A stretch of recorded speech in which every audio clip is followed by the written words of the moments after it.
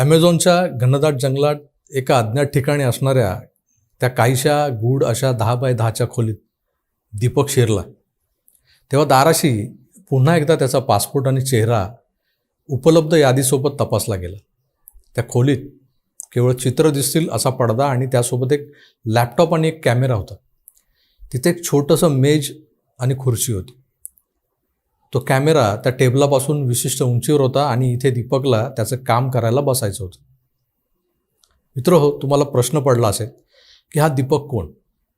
त्या 10x10च्या खोलीत तो नेमकं असं कोणतं काम करायला बसणार होता आणि आपल्या आजच्या स्टोरीशी याचा नेमका काय संबंध आहे? नमस्कार मित्रो, स्टोरी टेलरच्या या नव्या भागात तुमचं मनपूर्वक स्वागत.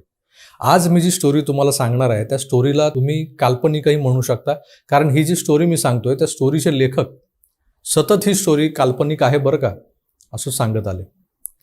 आणि असं असलं तरी त्यांनी लिहिलेलं हे पुस्तक जेव्हा तुम्ही वाचून संपवता तेव्हा त्यातले घटनाक्रम, त्यातली पात्र ही आपल्या परिचयाची वाटतात नव्हे, ती आपल्या परिचयाचीच असतात.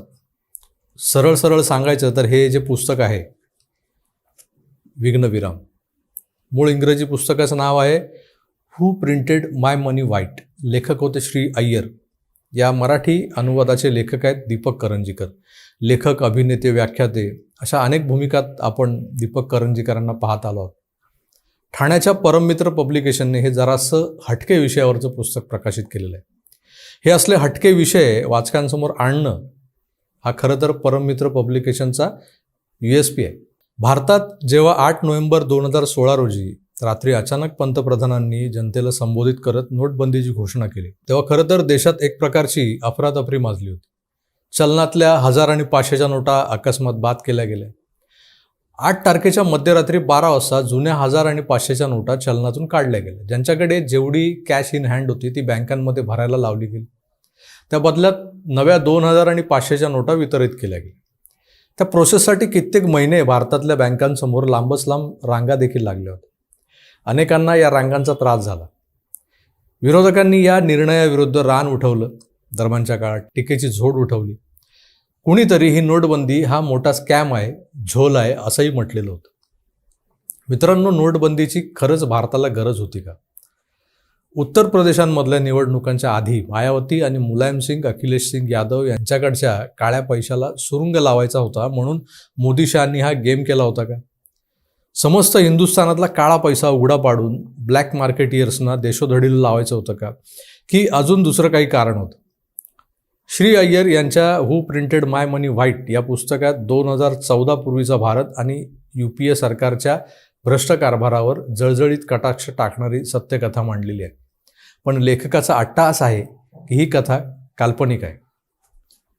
पण जेव्हा आपण पुस्तकातलं एक एक प्रकरण हातावेगळं करू लागतो तेव्हा आपल्यासमोर भारतातल्या तत्कालीन काँग्रेस-प्रणीत सरकार आणि सरकारमधल्या चोर मंडळींची पात्रं उभी राहायला लागतात.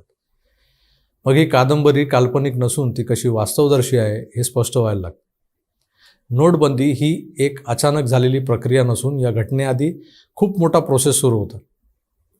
हा निर्णय का घ्यावा लागला त्यामागची कारणंही या कादंबरीच्या माध्यमातून स्पष्ट होत जातात. अतिशय रंजक अशा प्रसंगांची पेरणी करत या कादंबरीचा आशय लेखक वाचकांपुढे मांडत जातात. वाचता वाचता आपण त्यात गुंतत जातो. नोटबंदी हा झोल नव्हता मित्रांनो, किंवा भारतीय जनता पक्षाच्या सत्ताकांक्षेच्या आड येणाऱ्या विरोधकांना संपवण्यासाठी रचलेलं षडयंत्रही नव्हतं. तर पाकिस्तानकडून भारताची अर्थव्यवस्था खिळखिळी करण्याच्या दृष्टीने केलेल्या कुरापतींना रोखण्यासाठी उचललेलं महत्त्वाचं पाऊल होतं. भारतीय चलनी नोटा, खऱ्या चलनी नोटा आणि पाकिस्तानच्या ISIने छापलेलं नकली भारतीय चलन यांची सरमिसळ करत मोठ्या प्रमाणातला हा नकली नोटांचा साठा भारतीय बाजारात, भारतीय अर्थव्यवस्थेत फिरवणं आणि त्याद्वारे भारतातल्या दहशतवादी कारवायांना ताकद पुरवणं, देशात ठिकठिकाणी लव जिहाद करणाऱ्यांना आर्थिक रसद पुरवणं, एक नवा जिहाद, रिअल इस्टेट जिहाद भारतात याच नकली चलनाच्या माध्यमातून उभा करणं.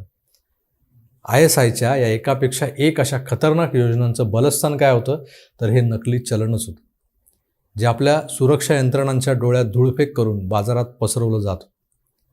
मी ज्या रिअल इस्टेट जिहादबद्दल बोलतोय त्याचेही अनेक पुरावे आपल्या सुरक्षा यंत्रणांना सापडलेले आहेत. मागे केरळच्या कोची बंदरात एक कंटेनर पकडला गेला होता. त्यात 5,000 करोड रुपयांच्या फेक करन्सी नोट सापडल्या होत्या. बातमी वाचली असेल तुम्ही. 5,000 करोड म्हणजे केवढा मोठा आकडा आहे.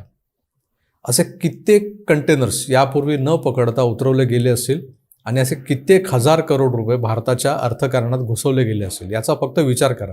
हे पैसे एकदा का पोर्टवर उतरवले गेले की ते कसे आपल्या अर्थव्यवस्थेत फिरवले जायचे हे या कादंबरीतल्या पसरणाऱ्या भयानक जाळ्याची गुंतवण या एका प्रकरणातून मांडलेलं आहे.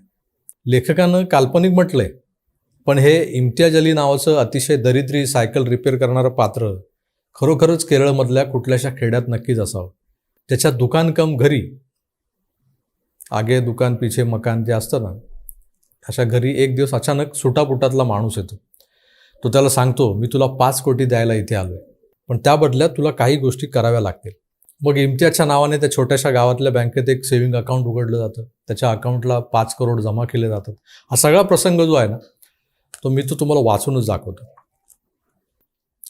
आता हे पैसे द्यायला जेव्हा तो माणूस आला आणि त्याने सांगितलं की मी तुला 5 करोड देतोय, तेव्हा तो इम्तियाज विचारतो, मला काय करावं लागेल? इम्तियाजने आपला रोखलेला श्वास न सोडता विचारलं. त्या इसमाच्या दगडी चेहऱ्यावर आता बारीकसे हसू उमटले. इतके होऊनही त्याला आपली ओळखसुद्धा करून द्यावीशी वाटली नव्हती. कदाचित तो त्याच्या योजनेचा भाग असावा. त्याने इम्तियाजच्या खांद्यावर हळुवारपणे थोपटलं आणि सहज स्वरात म्हणाला, माझ्याबरोबर ये, निराशा होणार नाही हे मात्र नक्की. त्यानंतर मग एकदम पटापट घटना घडत गेल्या. त्याच्या आलिशान गाडीतून जाताना इम्तियाजच्या मनात संभ्रम होताच. ते एका जवळच्या सहकारी बँकेत पोहोचले. तिथे इम्तियाजचे बचत खाते उघडण्यात आले. त्याचबरोबर एक फिक्स डिपॉझिट खातेही उघडण्यात आले. इम्तियाजला काही कळण्या अगोदरच त्याच्या हातात 5 कोटीच्या नोटांची कोरी करकरीत बंडल्स होती. त्या नोटांच्या ओझ्याने त्याचा हात थरथरत होता. त्या रकमेच्या 1 पैसासुद्धा त्याने या आपल्या उण्यापुऱ्या आयुष्यात कधी पाहिलेलं नव्हतं. त्या अनोळखी सुटाबुटातल्या इस्माने ते पैसे त्याला स्वतःच्या खात्यात भरायला सांगितले. त्याने अगदी त्वरेने ते केलं. काही क्षणापूर्वी आजचा दिवस कसा ढकलायचा याच्या चिंतेत बुडालेला इम्तियाज अचानक 5 कोटी रुपयांचा मालक झाला होता.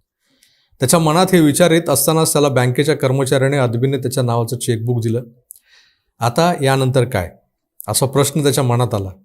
इम्तियाजला हव्यास जास्त आणि शिक्षण कमी असले तरी त्याला हे पैसे केवळ आपल्यासाठी नाहीत याची जाण होती. पण यामागे असणारी गोम काही त्याच्या लक्षात येत नव्हती. पण ती होती हे निश्चित. त्याला तातडीनं 4 चेक्स देण्यास सांगण्यात आलं. त्याने कधीही नाव न ऐकलेल्या एका ट्रस्टच्या नावानं प्रत्येकी 50 लाख रुपयांचे 4 चेक 6 महिन्यांच्या अंतरानं त्याला लिहिण्यास सांगण्यात आले. आता त्याच्या खात्यात 3 कोटी रुपये उरले होते. नंतर त्याची अजून एका इस्माशी ओळख करून देण्यात आली. या इस्म्याला त्याचे जुने मोडकळीस आलेले घर विकायचे होते. त्यासाठी त्याला 40 लाख हवे होते. इम्तियाजने तातडीने त्याला 40 लाखाचा चेक दिला आणि ते घर विकत घेतलं. अचानक तिथे एक कंत्राटदार आला. त्याने ते मोडकळीस आलेलं घर पाडून तिथे नवीन 3 बेडरूम हॉल किचन असं नवं घर बांधण्याची इम्तियाजला ऑफर दिली. त्याने यासाठी 60 लाख रुपये लागतील असं सांगितलं. त्या सुटाबुटातल्या इस्मानं इम्तियाजला ती ऑफर स्वीकारण्याचे निर्देश दिले. इम्तियाजकडे दुसरा पर्याय नव्हता. इतक्या वेगानं या सर्व खरेदीच्या घटना घडून गेल्यावर इम्तियाजकडे आता 2 कोटी रुपये शिल्लक होते. याशिवाय तो एका आलिशान घराचा मालकही होणार होता. केवळ काही तासात एखाद्या परिकथेसारख्या या घटना घडल्या होत्या. या सगळ्या अनाकलनीय घटनांनी इम्तियाज अत्यंत बावचळून गेला होता. तरी त्याला हे इतकं सहज आणि विश्वसनीय वाटत नव्हतं. पण त्याच्या मनात एक वेगळी चलबिचल सुरू झाली आणि कधी एकदा घरी जाऊन हे अचानक घडलेलं उजाडलेलं भाग्य आपल्या कुटुंबियांना सांगतोय असं झालं. त्याला त्याच्या आपल्या सायकल पंक्चरच्या दुरुस्तीचा कंटाळवाणा व्यवसाय चालू ठेवावा असं वाटत नव्हतं. त्याने लवकरच स्वतःसाठी एक बहुउपयोगी असं वाहन विकत घेतलं आणि नवीन घरासाठी काही आवश्यक उपकरणं घेतली. आपल्या मुलांना काहीही सुविधा नसणाऱ्या सरकारी शाळेतून काढून चांगल्या खाजगी शाळांमध्ये त्यांचा प्रवेश केला. इम्तियाजसारख्या एका अत्यंत फाटक्या माणसाच्या आयुष्यात पार उलथापालथ करून टाकणाऱ्या ज्या अनेक घटना अल्पावधीत घडल्या, त्यात एक गोष्ट मात्र या सगळ्या गोष्टीत आश्चर्यकारकरित्या समान होती. म्हणजे तो कंत्राटदार, ते वाहन विकणारा डीलर, उपकरणे विक्रेता आणि तो स्वतः हे सगळे मुस्लिम होते.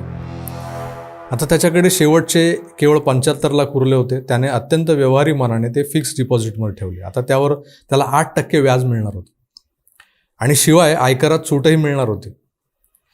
त्याला एका वर्षात त्यावर किमान 6 लाख रुपये व्याज मिळणार होतं. त्या 21 क्रमांकाच्या चार्टर्ड अकाउंटंटने त्याला सांगितलं की त्याला आयुष्यभर दरमहा 50,000 रुपये केवळ व्याजापोटी मिळतील. आयुष्याची ददात मिटली होती. इम्तियाजला याशिवाय आयुष्यात आणखी काय हवं होतं.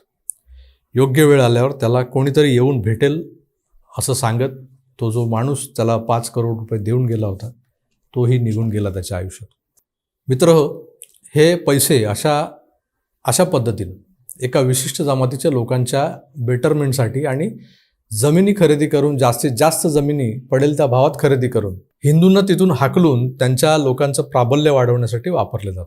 त्याच पद्धतीने ते लव जिहादसाठी असेच मुक्त हस्ते वाटले जातात. वाटा, कोणाच्या बापाचं काय जाते नाही का. साला नकली नोटा तर होत्या त्या, पण या नकली नोटा भारतीय अर्थव्यवस्थेत अशा खोलवर घुसल्या कशा? त्या आपल्या यंत्रणांना ओळखता नाही आल्या का? या सगळ्या प्रश्नांची उत्तरही या व्हिडिओच्या सुरुवातीला मी ॲमेझॉनच्या जंगलात अमेरिकेत एका 10x10च्या खोलीत बसून ते दीपक नावाचं पात्र नेमकं काय करणार होतं या मुद्द्यावर घेऊन थांबतो. अमेरिकन फेडरल बँक आणि मिंट हे ज्या मशीन्सवर त्यांची करन्सी छापतात, त्या मशीन्स या भल्या मोठ्या म्हणजे एखाद्या मोठ्या हॉलच्या सभागृहाच्या आकाराच्या असतात, 50 फूट बाय 50 फूट वगैरे. त्याला LEPE लार्ज एक्झॅमिनिंग प्रिंटिंग इक्विपमेंट असं म्हटलं जातं.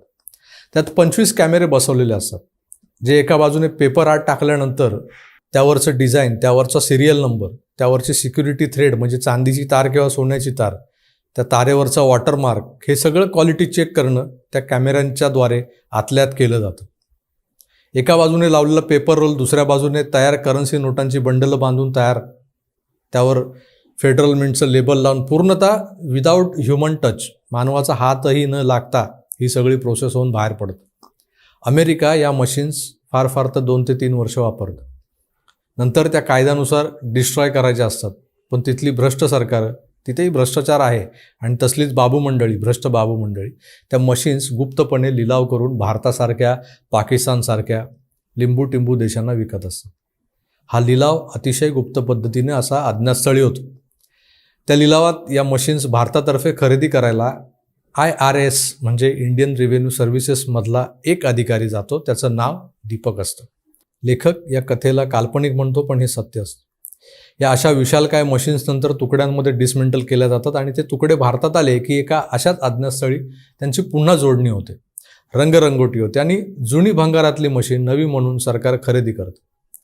ज्यात कोट्यावधींचा फायदा हा या खरेदीत गुंतलेल्या मंत्र्यांचा आणि सरकार चालवणाऱ्या सूत्रधार कुटुंबियाचा होतो.